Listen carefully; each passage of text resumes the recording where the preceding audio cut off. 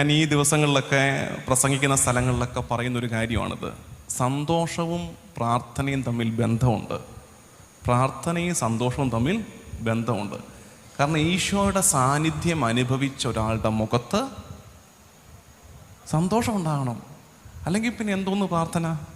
അല്ലെങ്കിൽ പിന്നെ എന്ത് പ്രാർത്ഥന നീ പറഞ്ഞുകൊണ്ടിരിക്കുന്നു? നമ്മൾ ഈശോയുടെ സാന്നിധ്യം അനുഭവിച്ചവരുടെ മുഖത്ത് സന്തോഷം ഉണ്ടാകണം.